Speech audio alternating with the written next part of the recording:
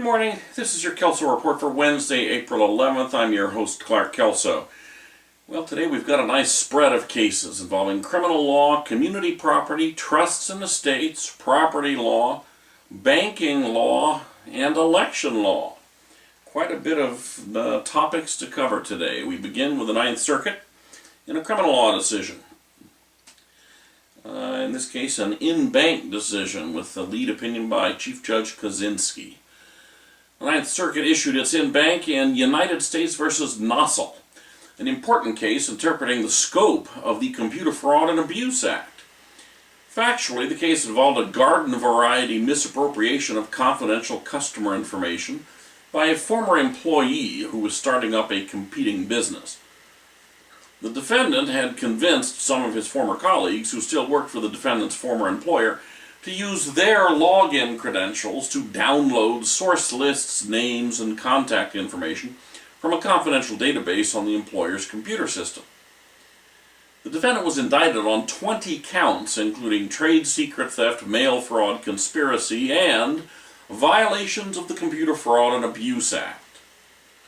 The computer fraud counts charged the defendant with violations of 18 U.S.C. Section 1030, A4, for aiding and abetting the former colleagues in exceeding their authorized access with intent to defraud. The statute makes it a crime for a person to knowingly and with intent to defraud access a protected computer without authorization or exceed authorized access, and by means of such conduct further the intended fraud. The phrase exceed authorized access is further defined in the statute as, quote, to access a computer with authorization and to use such access to obtain or alter information in the computer that the accessor is not entitled so to obtain or alter, close quote. By a 9-2 margin, the in-bank panel held that this definition referred only to situations where a person who has authorized access to a computer system exceeds that authorization by obtaining or altering information on the system for which the accessor does not have authorization. In other words, someone who has access to the system for some purposes hacks into a database on the system for which he or she does not have authorization. With that narrow interpretation, the defendant's conduct in this case did not violate the Computer Fraud and Abuse Act, because the employees who accessed the data were properly authorized for that database. The fact that they subsequently misused and misappropriated the data does not transform their access into unauthorized access for purposes of the Act. The dissent would have adopted the government's broader theory that accessing the data for an improper subsequent purpose or use, or in circumstances that violates a use policy of the data owner, constitutes an unauthorized access. An interpretation that, as the majority noted, potentially turns tens of millions of people into felons under the Act, since something as simple as not following a stated use policy could transform what appears to be an authorized access into an unauthorized access. As just one example, the Ninth Circuit noted that until recently, Google's policy forbade minors from using its services. Well, under the dissent's interpretation of the statute, those minors would have violated the Act. 3 other circuit courts have interpreted the Act as broadly as the dissent. So we now have a very clear conflict between the circuits on the interpretation of a criminal statute that potentially affects the behavior of tens of millions of computer and internet users. I think the Supreme Court is going to have to grant cert to consider this issue and resolve the conflict. Next, we turn to the California Court of Appeal, and first we deal with an issue of community property.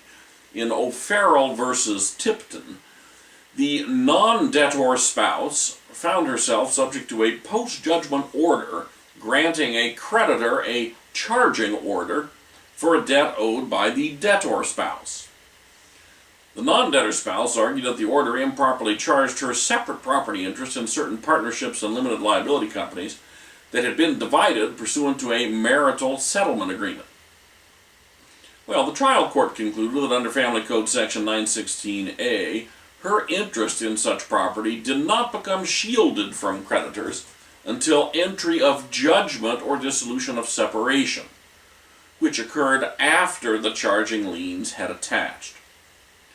The First District disagreed, holding that immediately upon entering into an enforceable marital settlement agreement, the parties accomplished a division of their community estate such that the community property awarded to her became her separate property prior to attachment of the charging liens. Next, we turn to a trusts and estates question. In King v. Lynch, the trial court was asked to interpret a trust instrument and to consider the validity of certain amendments. It held that the amendments to the trust were invalid because they had not been made pursuant to the procedure specified in the trust.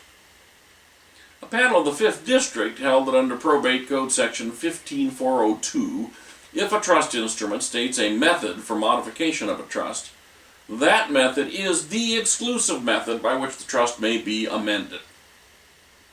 Since the trust instrument in the case provided a method for modification and that method was not followed, the Fifth District affirmed the trial court's conclusion that the amendment was invalid.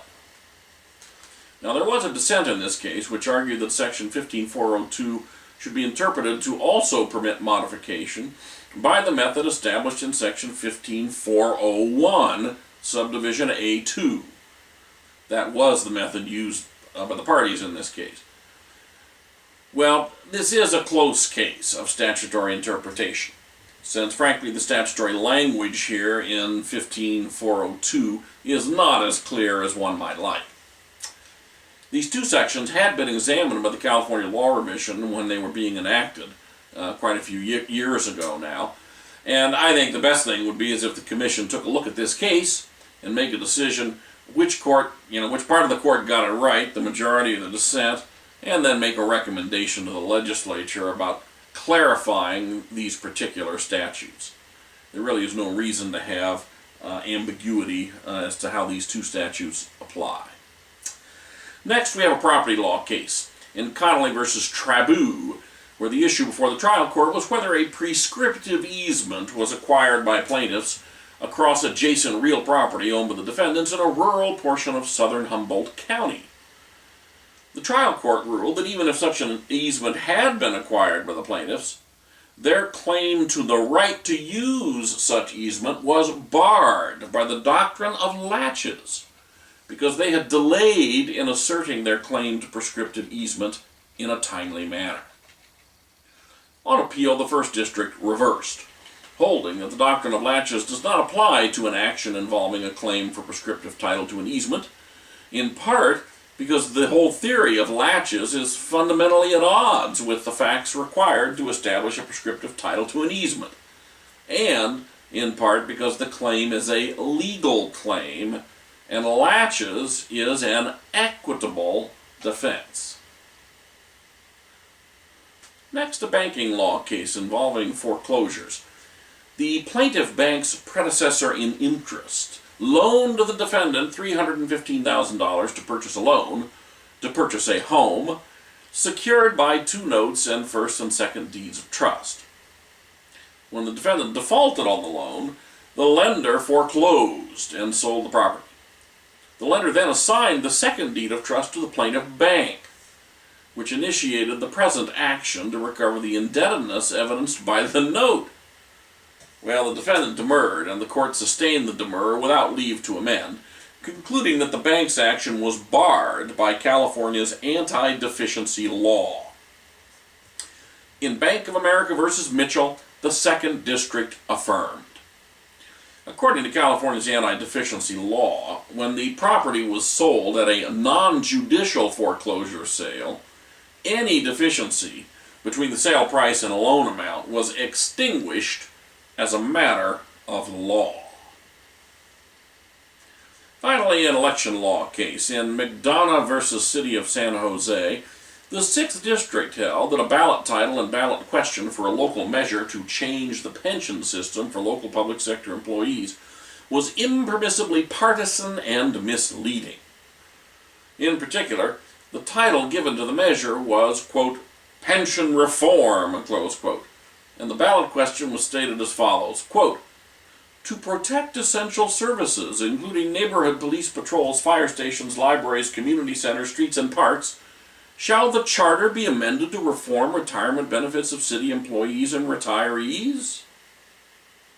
Then it continued on with some of the details. Well, the 6th District held that the word reform in the title was unduly positive, was not neutral, and was therefore partisan. It ordered the title changed to pension modification. The court also held the ballot question was misleading because the measure actually did nothing whatsoever with respect to essential services, including those police patrols, fire stations, libraries, and such. Instead, the measure was limited to making changes to the pension system. So the court ordered that the introductory clause to the ballot question be stricken in its entirety. And that's it for today's Kelso Report. Have a great day in the law.